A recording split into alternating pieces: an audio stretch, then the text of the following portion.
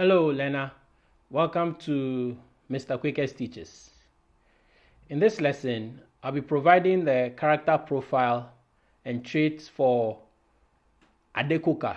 He's one of the minor characters in Chimamanda Ngozi Adichie's novel Purple Hibiscus. He's really central to the narration because he's the editor of the Standard newspaper, which belongs to Chief Eugene Achike.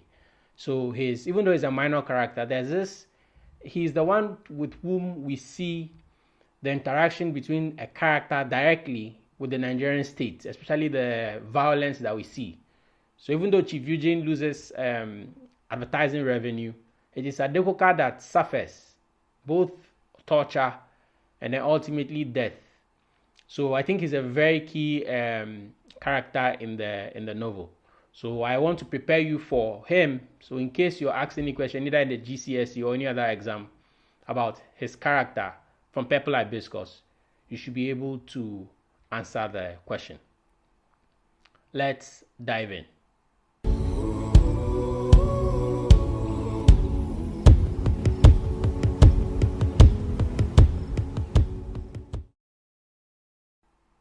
Now, in Chimamanda Ngozi Adichie's novel Purple Hibiscus, the plot flows. There are certain characters that make the plot flow.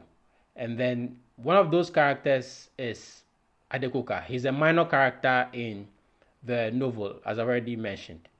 He is the editor of Chief Eugene's newspaper, The Standard, right? So he's described as someone who is a brilliant editor. We're going to see that in a bit.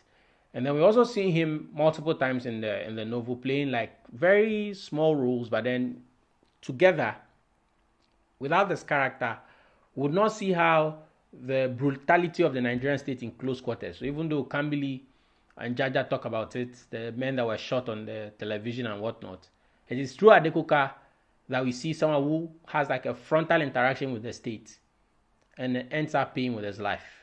Now, he's first referenced in the novel when Kambili reveals that her mother had told Jaja and her that it was he, that's Adeoka, who had persuaded their father to allow himself to be celebrated by Amnesty World. Remember, the character of Chief Eugene Achike, one of the key traits that we see of him is the fact that he's modest. But in this instance, Adeoka persuaded him to sort of, allow himself to be celebrated. And we see that in the quotes. His editor, Adeoka, had insisted on it, saying Papa deserved it, saying Papa was too modest. So here, it is Kambili that is recounting to the readers the interaction between Adeoka and her father. So he's the one who persuaded Chief Eugene to accept the award from Amnesty World. Now, in terms of his physical description, this is how Kambili describes him. Quote, Adeoka was a small, round, laughing man. He looked like a stuffed doll. And because he was always smiling, the deep dimples in his pillowy cheeks looked like permanent features, as though someone had sunk a stick into his cheeks. Even his glasses looked dullish. They were thicker than a window louver, tinted to a strange bluish shade, and they framed with plastic, and they framed with white plastic. So that is how she describes him. So we see that he's short, he's round, but then she says he loves to laugh. And that's a key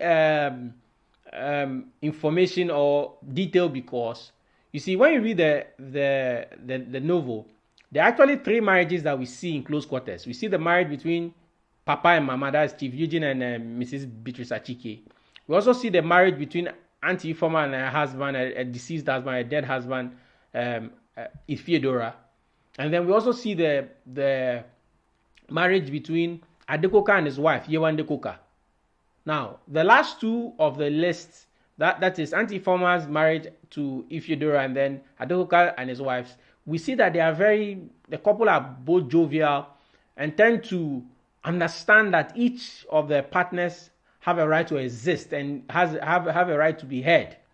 But that's very different from what we see in Chief Eugene and his wife's marriage.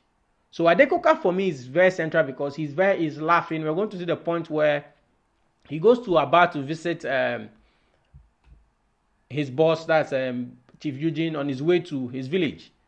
And then we're told that he laughs with his wife. So, but that's how he's someone who loves to laugh. And then he also wears glasses as well. And then Kambili says they were thicker than a window louver. So that tells you that they were very thick glasses. Now, the next thing that we see is that Kambili observes that Adeoka's small stature made him difficult for her to believe that he would stand up to the military government with his writing. So Adeoka did not physically stand up to the state in terms of the military apparatus of the state, but then he did so with his writing. And we see that in the quote when she says, every time I saw him, I tried to imagine him writing those editorials in the Standard. I tried to imagine him defying the soldiers, and I could not. So Kambili looks at his physical frame and look at how he defies the government of the day with all their military might. And she says she cannot just bring herself to understand it. So when we think about him as a character, he's not a very physically imposing character, but then mentally and psychologically he's very imposing. And so that's key, because he stands up to the military government and he refused to be bribed. In fact, later on we are going to see the Nkwankiti story, the story that ultimately caused him to die. But then we see that he's somebody who stood up to the Nigerian government. Adeoka is again mentioned after the report of a military coup in Nigeria. So immediately after the military coup, he's mentioned. And this is where we see it in the quote. Kambili is the one recounting it. She says, Jaja and Mama and I waited for him silently. The him there is their father. So they waited for their father silently. I knew he was calling his editor Adeoka, perhaps to tell him something about covering the coup. So immediately after the announcement of the coup on radio during family time, Papa excused himself and went to call Adeoka because he wanted them to have like a plan, a strategy on how to go about the reportage of the coup. Now, due to Adeoka's editorials in the Standard condemning the nefarious activities of the military government in Nigeria, he was arrested multiple times and tortured. So that's one of the things that Kambili recounts to us. Quotes. We see that in multiple quotes. She says, it was Adeoka. It was Yewande Coker. So in this instance, Adeoka has been arrested and his wife has run to Chief Eugene's house or Papa's house to report to him. So Kambili tells us that it was Yewande Coker, the wife of Papa's editor. She was crying. I could hear her because my room was directly above the living room. And because I had never heard crying that loud before.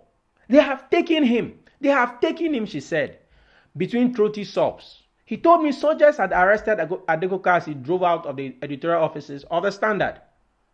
So we see here that he was arrested. Now, later on, we are told about how he's tortured.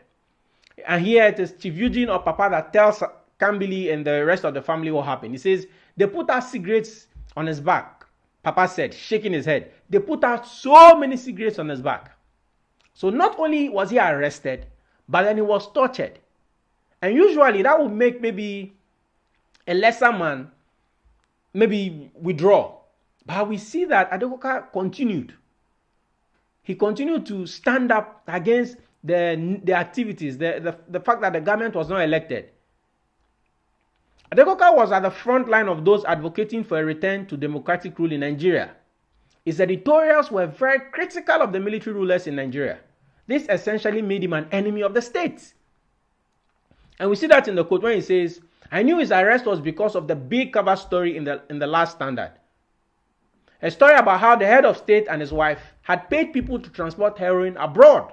A story that questioned the recent execution of 3 men and who the real drug barons were. So here, Adeoka, it appears, was writing against the Nigerian government, the military government of Nigeria, their corrupt practices, and then their trafficking of heroin or drugs. And because of that, he was arrested and then he was tortured. Now, later on in the novel, I've alluded to this already, but then later on in the novel, we are told that on his way to Lagos with his family, after his release by the military government, Adeoka visited the Achi case in Aba with his family. So this is after he has been arrested and then freed. Here Kambili recounts, we see that in the quotes, Jaja and I were upstairs unpacking when Mama came in and said Adeoka came by with his family to wish us a Merry Christmas. They were on their way to Lagos. Come downstairs and greet them. So here Kambili tells us that he came and visited them not in Enugu, but then in Aba when they had gone, to spend some time there in their home, their country home for Christmas. So here their mother calls them to come and say hello to Adeoka. Kambili reveals that when he visited, he showed his devotion to his children and his love for his wife, but how he played with them. So he was very jovial to his wife and his children. And we see that in the quote. Kambili is the one recounting here. She says he was throwing his baby, a perfectly round copy of himself, in the air when we came. So it was like, throwing the baby up like this. His little daughter was standing close to him, asking him to throw her in the air too. Now, later on, we are told that his wife came around that point and then slapped Adeoka's shoulder playfully and took the baby from him. That's his wife. So we see here that the kind of relationship that Adeoka had with his wife was a jovial relationship, a relationship where, they could tease each other and play with each other. But we do not see that in the relationship of the Adichies or the relationship between Papa and Mama. Hello, learners. I hope you've enjoyed the lesson so far.